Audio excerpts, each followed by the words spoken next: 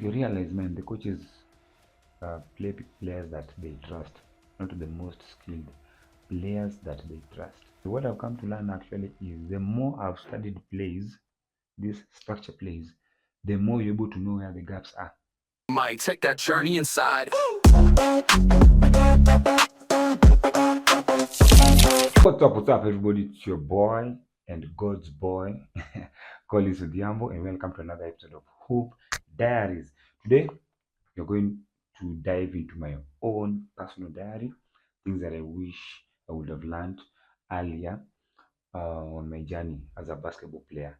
And these are things that I'm learning now, or I learned later the hard way, but I feel like if I knew them earlier, or I had somebody to teach me earlier on, I would have had a smooth ride as a basketball player. But all in all, that, that was my path. That was my diary to write, and I'm going to share with you. Hopefully, they can help you, you know, enjoy your basketball journey, especially if you are a young player, a little bit more. So, number one, nobody cares. Nobody's thinking about you. Nobody is focused just on you. Nobody is, just looking at you or trying to understand what you're trying to do or trying to criticize you when you're on the court. Because it's just like life. We walk around thinking about, what are people thinking about me? But in the real sense, everybody is thinking that way. Kila mtu anajifikiria, kila mtu akona shida zake na mawazo zake. So you trying to do things to like impress other people, to impress the fans, to impress your teammates, to impress whoever will not help you.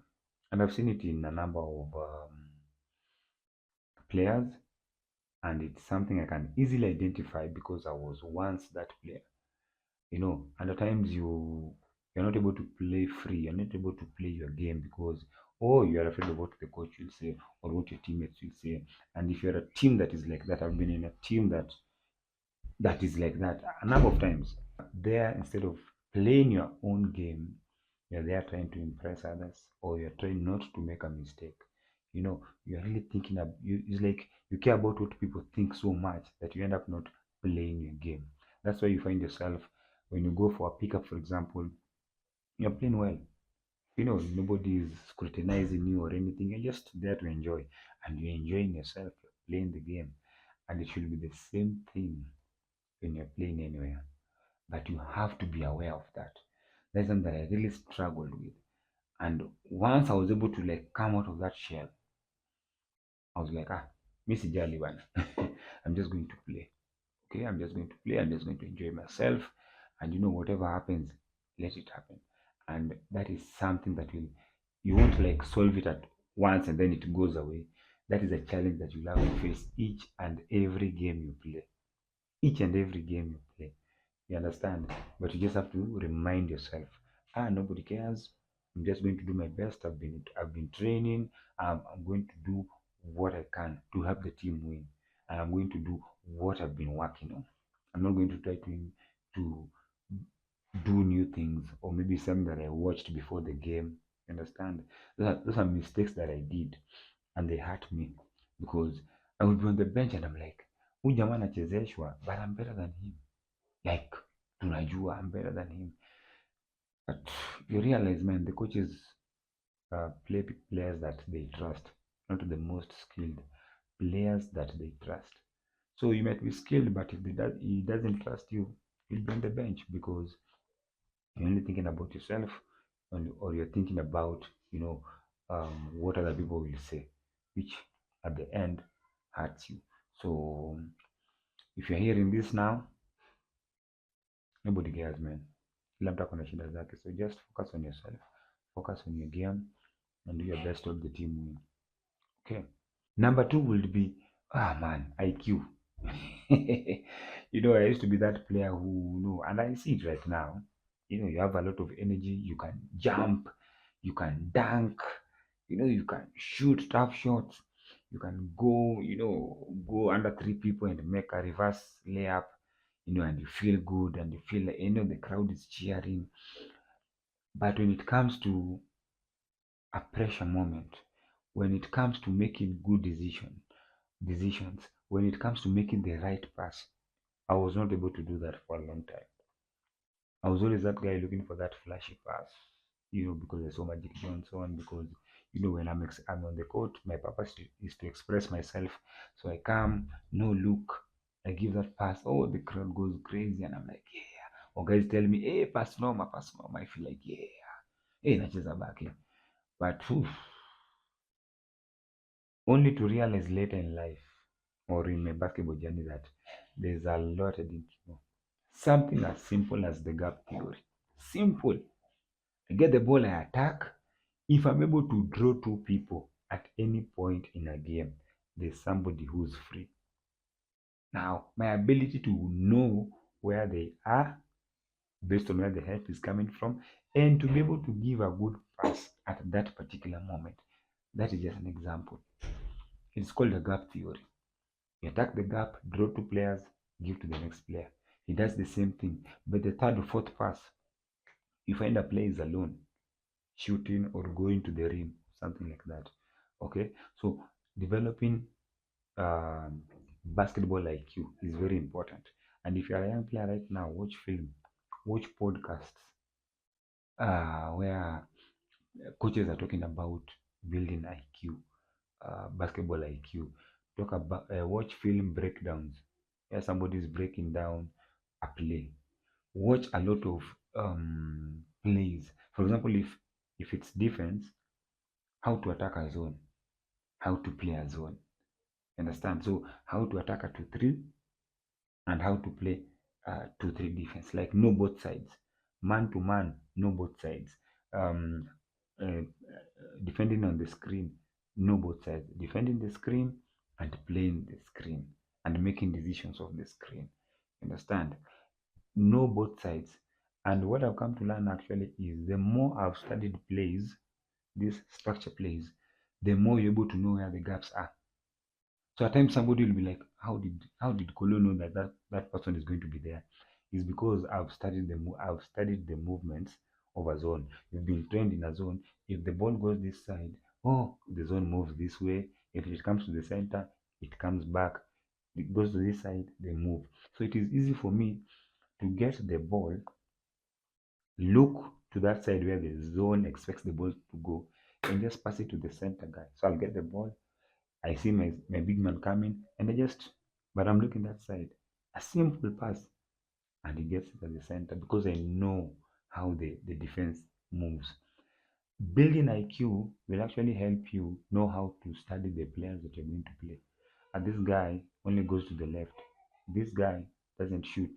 You're able to know, this is how I play. You understand? So that is building IQ. But you have to have interest, man.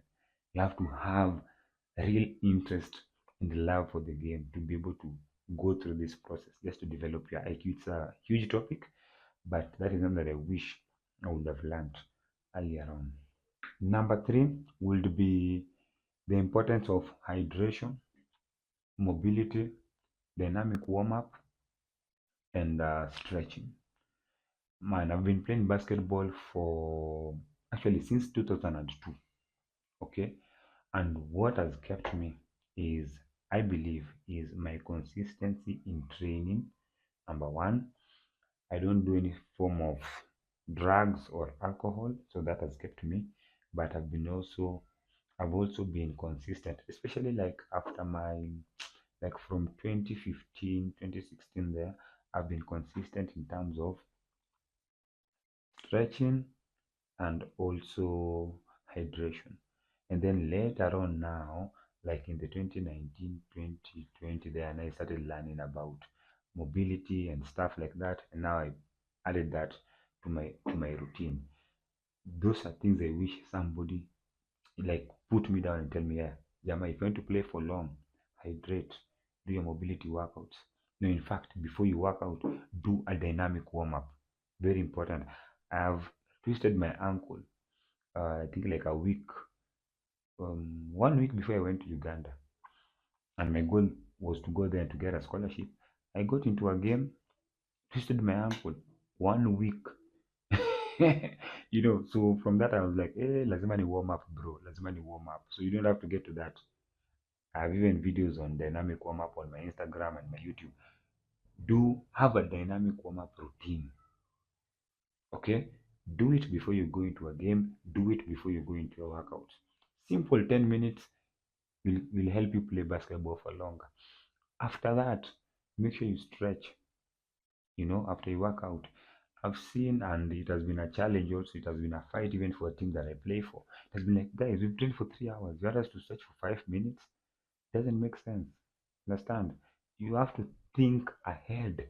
Take care of your body right now so that it can serve you in the days to come, in the months to come. But if you don't do that, my friend, you are there running up and down, you're not warming up, you're not stretching, you're not hydrating, you're hurting your body. At one point, you'll get an injury. And you've seen it around. You've seen teams that, they are like 90% of the training session is just running up and down, up and down. They're not stretching, they're not doing any warm up. And what happens? They get injuries. Players get injuries. And they're like, hey, what is happening? It's these small things. So make sure you're doing a dynamic warm up, you're stretching, you're doing your cool downs, understand, and have a mobility routine. Right now, I have a mobility routine that I do each and every morning. It's just 10 minutes. Kwa sitting room, naifanya tu. And then after that, I shower and I go to work. It's simple, but the effects they have in your game or how you feel in your body, it's awesome, man. Hizi vitu za bands nini, oh man, it's awesome. And the good thing is that hizi sio vitu you have to even to pay somebody to show you how to do. You understand? These are things you can actually look for online. That's what I did. I just took a few, created a program, and that's what I use. You understand? So that is very important if you want to play for long. That is very important. Develop those things. You understand? Have a routine. Itakusaidia. And even just look at pros who talk about the importance of this, taking care of your feet. I promise you, you'll be able to play for long. But if you don't, you won't play for long. You won't play. I can assure you. Kuna injury inakam ama injuries zitakuwa zinaanza kufuata, and then you'll just stop playing basketball, and maybe you have a lot in you to give to the game. Okay, so don't let that be you. Yeah. The last thing that I'll share today on this episode is the importance of sleep and recovery. Earlier on, we didn't have like mobile phones and the internet access that we have right now. With the onset of these technologies and all these gadgets that we have, one I can say like a pandemic that is happening, a silent pandemic in athletes, even young athletes, is we spend a lot of time on the screen. We work out, we're doing a different things. There's no particular plan. We are not stretching. We are not doing a mobility workouts. We're not hydrating. And then to add on that, don't sleep, don't rest. There's this thing of mamba mentality. You want to work out all the time. It doesn't work. You have to rest. You have to rest. Have a plan when you go to work out. After that plan, you have to rest. To see the gains, you have to rest. You're not losing anything. You have to rest. Okay? So, sleeping, resting, and recovery is something that I wish somebody drill into my mind, and then I would have just grown into it as a habit up to now. Even though now I know it, so I do that each and every day. I try to make sure that I'm sleeping on time. I'm sleeping at least 7 to 8 hours. It's a challenge, but I'm pushing myself to do it. It's a challenge, man. Easy vitu ni addictive, mbaya sana. But if you really love the game, if you really love your game and you want to play for long, sleep and recovery is very important. Okay, yeah. So don't burn out.